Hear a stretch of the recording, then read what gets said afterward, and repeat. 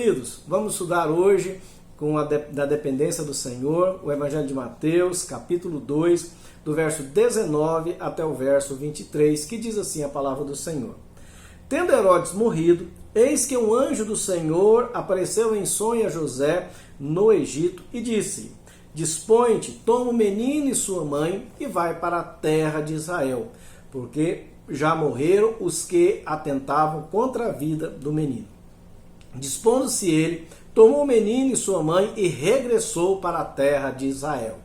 Tendo, porém, ouvido que Arquelau reinava na Judéia, em lugar de seu pai Herodes, temeu ir para lá e, por divina advertência, prevenido em sonho, retirou-se para as regiões da Galiléia e foi habitar numa cidade chamada Nazaré, para que se cumprisse o que fora dito por intermédio dos profetas: ele será chamado Nazareno. Que Deus nos dê a graça de compreender essa palavra e que o Espírito Santo do Senhor aplique essa palavra nos ensinando e trazendo crescimento e amadurecimento na nossa vida, na vida dos meus amados que estão aí me ouvindo, tá bom? Deus nos abençoe. Vamos estudar essa palavra. Queridos, esse texto aqui é muito lindo, é um texto que está dentro de um contexto maior, um contexto que envolve algumas revelações da infância do Senhor Jesus. Os evangelhos, eles não tiveram essa preocupação de nos trazer detalhes da infância, da meninice de Jesus. Vai aparecer o momento que ele nasce, depois os evangelhos passam a narrar já o ministério de Jesus. No nosso último encontro nós falamos que o propósito dos evangelhos é mostrar os fatos, os atos, as obras do Senhor de Jesus, para que aquele que lê e tomar conhecimento, portanto, dessa obra de Jesus, do ministério de Jesus, possa compreender e crer que ele é o Filho de Deus, o Messias. Portanto, não há um escrito detalhados de muitas fases da época de Jesus, porque o que importa, nós sabemos, é o ministério de Jesus. Mas voltando aqui, Jesus nasceu em Belém, nasceu em Belém, mais ou menos um ano e meio após Jesus ter nascido, talvez até 2 anos, Jesus ainda com seu pai e sua mãe, José, que era considerado seu pai, ainda morava na cidade de Belém. E nessa ocasião, ele recebe a visita dos magos, aqueles homens estudiosos do Oriente, que vêm de uma terra do Oriente e vêm para adorar o menino Jesus. O problema é que esses homens não foram diretamente a Belém, eles passaram lá por Jerusalém, foram até Herodes, eles imaginavam, se é um rei, deve estar no palácio real. Só que eles não conheciam Herodes, não conheciam os detalhes da crueldade daquele homem, daquele rei chamado Herodes, o Grande, e eles são enganados por Herodes, que após aqueles homens tomaram as informações necessárias e se encaminhar para Belém, Herodes chama aqueles homens e fala: olha, quando vocês acharem o menino, conta para mim onde é que é o endereço direitinho, que eu quero ir lá também adorar. E nós sabemos que Herodes não queria adorar o menino de forma alguma, mas o seu plano era maligno e queria matar o menino Jesus. Mas, voltando aqui para aqueles homens que vieram visitar Jesus, uns dizem que são os 3 reis magos, mas a Bíblia não nos fala quanto eram, se eram 3, 5, 15, apenas falam que homens do Oriente, magos, vieram para adorar o menino. Eram homens que tinham, de alguma maneira, de algum modo, tiveram contato com as profecias e aguardavam o cumprimento da profecia do menino Jesus, do Messias, que viria para trazer perdão, salvação, reconciliação de Deus com os homens por meio dele, por meio de Jesus. E aqueles homens então chegam ali na casa onde Maria, José e Jesus estavam, adoram o menino, se alegram, dá presentes, dá ouro, mirra e incenso, 3 tipos de presentes, que dão para Jesus, presentes, diga de passagem, presentes esses que se costumavam dar a reis, a príncipes que nasciam. Então eles reconhecem a divindade de Jesus, a realeza, a majestade de Jesus, mas Por divina advertência, aqueles homens são instruídos a não voltarem para Jerusalém e contar para Herodes onde estava o menino. E eles voltam por outro caminho, Herodes se enfurece, né? Então vai promover aquilo que ficou conhecido como a matança dos inocentes. Herodes manda seus soldados matar na cidadezinha de Belém todos os meninos de 2 anos para baixo, né, que encontrar. Só que antes, por divina advertência, o Senhor manda José pegar Maria e o menino e fugir para o Egito e aguardar o retorno, né, quando o Senhor fosse lá e avisasse, pode voltar para Israel. Então, é nesse contexto que nós vamos encontrar José, Maria e Jesus morando no Egito. Não sabemos quanto tempo ele ficou ali, mas não foi muito tempo, né? Não foram muitos anos. Jesus ainda era criança quando ele retorna para Nazaré, né? Ali para a região da Galileia. Mas nós queremos aprender com os irmãos, compartilhar com os irmãos algumas lições muito lindas que esse texto nos apresenta, lições valiosas para nós, né? Que também temos as nossas lutas, temos as nossas dificuldades, as nossas dores. E a primeira lição que eu gostaria de tirar desse texto fala justamente sobre a certeza que nós temos que um dia todo sofrimento, todo mal será vencido, será retirado, né, da nossa presença, né? Olha só o que o anjo fala para José e Maria. Todos aqueles que intentavam contra a vida do menino são mortos. Né? Nós temos várias promessas na palavra do Senhor que nos aponta para essa realidade da vitória final, inquestionável de Deus sobre o mal, do bem sobre o mal. Por exemplo, tem um texto que eu amo muito lá no livro de Apocalipse, que é uma promessa do Senhor para aqueles que vivem essa vida apesar do sofrimento, das lágrimas, das dores, né? Mas permanece no caminho do Senhor. Que promessa é essa? Lá está escrito dizendo o seguinte, que toda lágrima será enxugada, né, dos nossos olhos. Toda lágrima será retirada. Toda dor, todo sofrimento cessará no novo céu e na nova terra. Queridos, eu sei que muitas vezes, né, caminhar com Jesus não é fácil.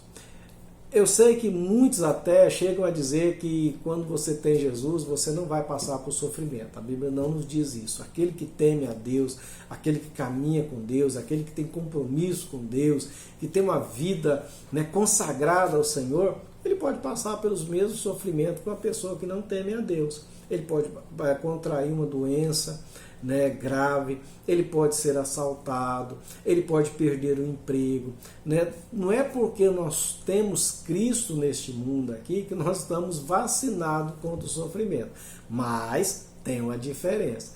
Ter Cristo nesse mundo, quando o sofrimento chega, ele cuida, nos conforta, né? Muitas vezes ele não nos livra do sofrimento, mas ele nos fortalece para atravessarmos o sofrimento.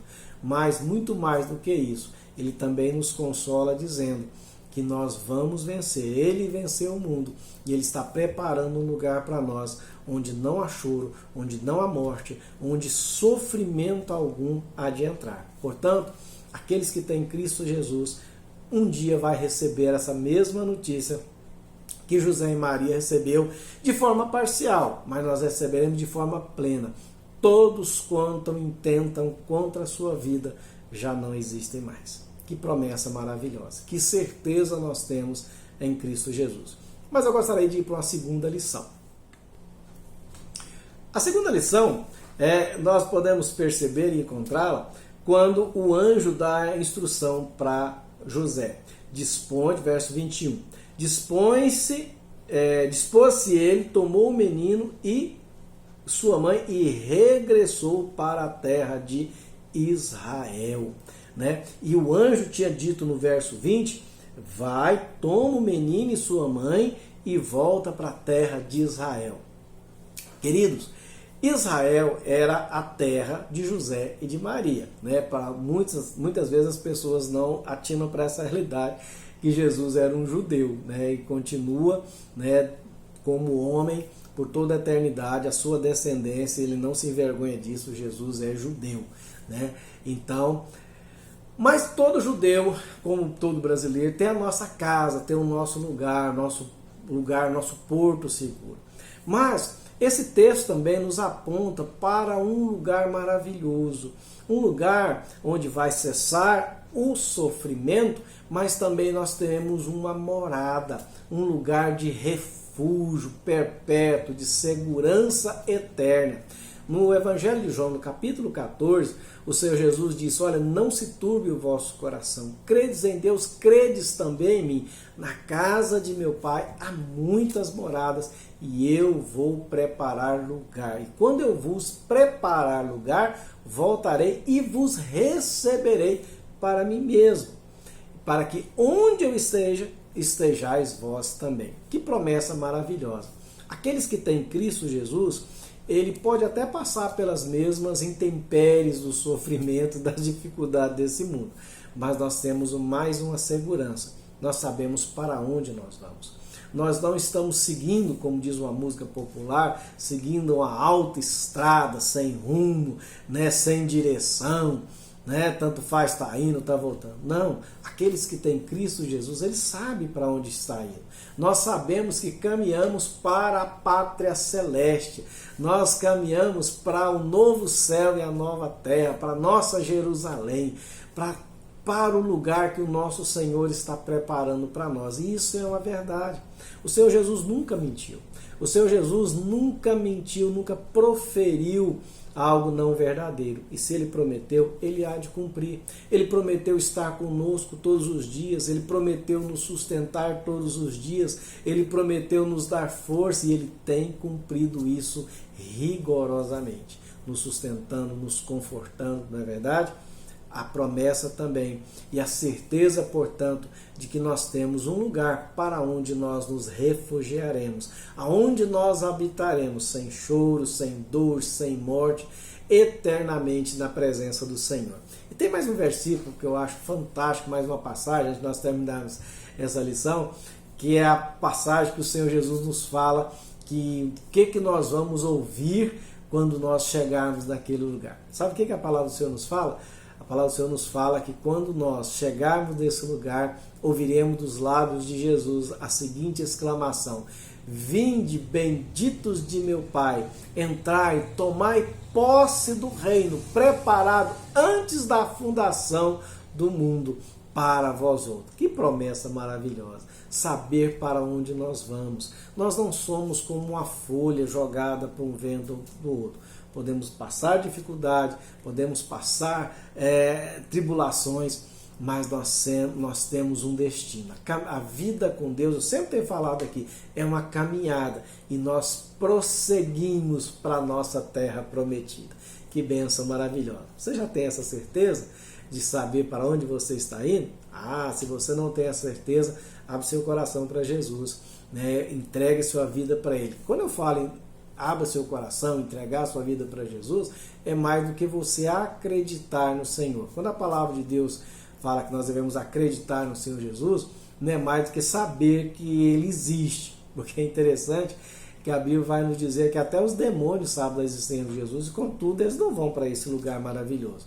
Quando a Bíblia nos fala, e eu te convido também para você aceitar Jesus, é no sentido de se submeter a sua vida ao controle de Jesus. É você reconhecer Jesus como Senhor, Salvador de sua vida, como aquele que guia, que guarda, que cuida da tua vida e que te encaminha dia a dia para a presença dele, tá bom? Então, duas lições nós já temos aqui, duas promessas maravilhosas.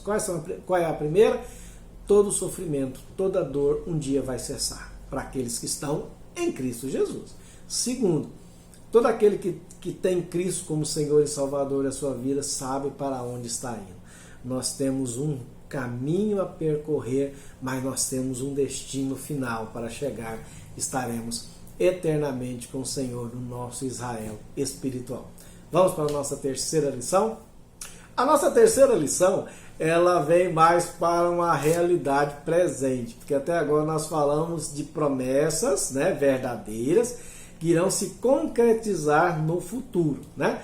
Mas eu gostaria de trabalhar com os amados uma terceira realidade, uma terceira palavra de Deus para nós, uma terceira lição desse texto, que está justamente no questionamento, na dúvida de José.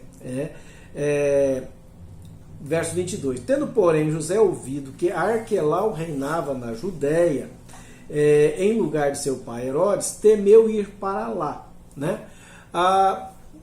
Nós, neste mundo, nós temos decisões para tomar, né? O anjo do Senhor não costuma vir todos os dias e dizer: olha, Adilson, hoje você vai tomar o café da manhã, você vai vestir essa roupa, vai acontecer isso.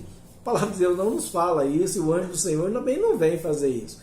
Nós temos que aprender a tomar decisões, né? Caminhar com o Senhor, né? Obedecendo ao Senhor, requer também tomada de decisões. Só que as nossas decisões, né, que nós devemos tomar todos os dias, nossas escolhas, ela não pode ser baseada numa fé cega, numa fé imprudente, numa fé inconsequente. A fé não anula a prudência, tá certo? A fé não anula a prudência. Aqui José, ele fica preocupado. Peraí, mas de fato Herodes morreu, mas Arquelau é filho de Herodes. Aquele rapaz, aquele menino não é gente boa, aquele é gente cruel também. Teve um professor que foi seu pai, Herodes, e com certeza ele é um homem sanguinário. E a história nos mostra que de fato Arquelau também foi um Herodes muito sanguinário. E então ele vai fazer o quê? Vai orar, vai colocar diante de Deus, vai colocar todo o seu medo, todo o seu questionamento. Abre um parênteses. Gente, que coisa maravilhosa servir ao Senhor. O Senhor, nós temos a diretriz, né, do Senhor pela palavra dele, mas nós podemos colocar diante de Deus em oração as nossas dúvidas, os nossos medos, as nossas preocupações. Dividir com o Senhor. E é isso que com certeza o José fez. Ele colocou isso diante de Deus. Senhor, mas eu posso voltar para Israel, mas Israel é um território grande, né? Eu vou voltar para Belém, eu vou voltar e assumir o meu trabalho que eu tinha arrumado em Belém, próximo a Jerusalém. O Senhor quer que eu vou para lá? Não é perigoso isso? Né? Me consola, me mostra, conforta, me dirige o meu retorno para que eu volte para o lugar certo, para que eu volte para o lugar que o Senhor estabeleceu. E o anjo do Senhor vai aparecer para ele, vai direcionar, vai para Nazaré, vai para Nazaré. E ele vai, então, dirigindo a sua vida. Ou seja, a terceira lição que eu quero deixar para você, querido, que a fé, né? A fé em Cristo, a fé cristã, não é uma fé cega. Tem um filósofo, né, que dizia que a fé é um salto no escuro. Não, a fé da palavra de Deus é uma fé racional. É interessante que Romanos capítulo 12, ele fala para nós renovarmos a nossa fé, né, através da razão, renovando a nossa fé pela razão na palavra de Deus. É usar o raciocínio, né? A fé não anula a prudência, a fé não anula o cuidado, né? Nós não vivemos uma fé inconsequente. Essa fé inconsequente, na verdade, ela não é bíblica, ela é satânica. Quer ver um exemplo? Por exemplo, na tentação de Jesus. Quando Jesus foi tentado pelo diabo, logo no início do seu ministério. Observe que dentro das tentações, das 3 áreas que Jesus foi tentado naquele primeiro embate com o diabo, uma delas era justamente ter uma fé inconsequente. Qual foi a situação? Satanás leva Jesus para a parte mais alta do templo, né, o templo de Jerusalém, e ali naquela parede, ele ficava ali próximo a um despenhadeiro do monte, né, onde o templo foi construído, então era uma altura muito grande, e o diabo fala para ele: olha, se você é filho de Deus, tem um texto da palavra lá no Salmo 91, fala que aos teus anjos ele te guardará, então pula lá daqui que Deus vai te guardar, né? Isso é uma fé inconsequente, uma fé sem prudência, uma fé irracional. Primeiro, pela má interpretação que o diabo faz da palavra de Deus, porque o Salmo 91, citado parcialmente pelo inimigo, lá fala, de fato, aos teus anjos te guardará, para que não tropeces ao caminhar. Ou seja, ser humano não foi feito para voar, ser humano foi feito para caminhar. Então estava totalmente fora do contexto, uma fé irracional. Portanto, querido, tem muitas pessoas que acreditam em profecias sem analisar, sem pesar, sem ponderar, né? Deus não pede coisas inconsequentes, malucas para a gente, podemos assim dizer. Então nós nunca devemos desassociar a fé da prudência. A fé cristã é uma fé racional, é uma fé que eu posso pensar, analisar, que ela não vai se desfazer. Ao contrário, você vai ter mais discernimento e, consequentemente, mais segurança.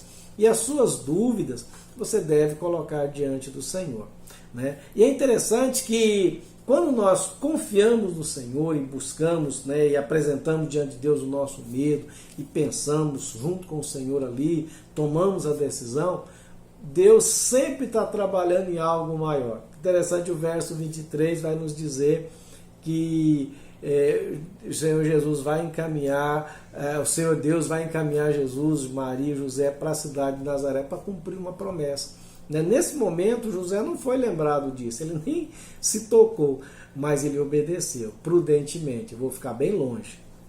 Jerusalém, Belém está na Judéia, eu vou para Galiléia. Estou dentro do território de Israel, estou dentro do propósito de Deus, mas com segurança. Uma terceira lição, portanto, que eu gostaria de tirar com os amados irmãos: a fé não anula a prudência. A primeira lição é: todo sofrimento vai se findar. Segunda lição: aqueles que têm Cristo Jesus têm um lugar para se refugiar. E a terceira lição: a fé não anula a prudência. E para nós terminarmos, eu gostaria de ir rapidamente para uma quarta lição. A quarta lição, eu gostaria de reforçar mais o valor da oração na vida do crente, na tomada de decisão. Se você observar, dentro da palavra de Deus, você vai encontrar vários personagens bíblicos diante de grandes questionamentos, de grande, vamos dizer assim, das encruzilhadas das decisões da vida. E o que eles fazem? Eles vão orar. Eles vão se colocar diante de Deus, eles vão esperar o direcionamento de Deus, eles vão apresentar as suas dúvidas diante do Senhor por meio da oração. Até mesmo o Senhor Jesus, dentro do seu ministério, nós vamos encontrar várias vezes o Senhor Jesus, antes de tomar grandes decisões, passando, por exemplo, uma noite toda em oração diante de Deus, buscando a direção, buscando a certeza, buscando a segurança e o direcionamento de Deus para tomar a sua decisão, tranquilo, sabendo que aquilo ali é vontade do Senhor. A oração é uma ferramenta, é um presente que Deus deu para a sua igreja. É interessante que a carta aos Hebreus, ou o livro aos Hebreus, nos fala a respeito de que agora nós temos, por meio de Jesus, a ousadia de adentrar o Santo dos Santos. O que ele está falando ali? Talvez você não tenha um costume, um conhecimento vasto bíblico, Quando ele fala nós adentrarmos o Santo dos Santos, isso nos remete a uma imagem do Antigo Testamento. Como é que era a adoração? Como é que a pessoa que queria conversar com Deus se aproximava no Antigo Testamento? Primeiro, ele precisava de ter um sacerdote, um mediador, porque Deus se encontrava com o povo no templo ou no tabernáculo, primeiramente, mas vamos pensar aqui no templo. No centro desse templo tinha um lugar chamado Santíssimo. Esse lugar Santíssimo era cercado por uma sucessão de cortinas, aproximadamente quase 50 centímetros de espessura, essas cortinas, que separavam aquele lugar onde Deus estaria ali, onde Deus se encontrava com o povo, lugar santíssimo. Então o adorador, ele chegava próximo e conversava e lançava suas orações ali, mas ele jamais poderia entrar ali no Santo dos Santos, porque ele morreria instantaneamente. Só que a palavra do Senhor nos fala que quando Jesus foi crucificado, quando ele se rende e fala: Pai, está consumada e entrega a sua vida em resgate de nós, acontece um milagre lá dentro do templo. De alto a baixo, aquela sucessão de véus, sem mão alguma, aquilo é rasgado, ou seja, os santos dos santos, agora a presença de Deus está disponível a qualquer um, sem mediador, sem mediadora, sem mediação sacerdotal. Qualquer um, por meio de Jesus, pode chegar à presença do Senhor. Como? Através da oração. Um pequeno detalhe aí, abrindo nosso famoso parênteses, né? Por isso que as nossas orações devem ser encerradas em nome de Jesus. Eu não estou ali diante de Deus falando em meu nome. Estou pedindo, estou adorando, estou louvando, mas é por meio de Jesus, em nome dele. Então, a força, a eficácia, a bênção, o poder da oração nas nossas vidas. Que privilégio maravilhoso nós podemos lançar diante do Senhor toda a nossa ansiedade, toda a nossa dor, toda a nossa dúvida, toda a nossa inquietação, compartilhar com o Senhor. Querido, isso é vida com Deus. Vida com Deus é esse interagir, conversar com o Senhor, né? Compartilhar com o Senhor a sua vida. Isso é maravilhoso, já pensou?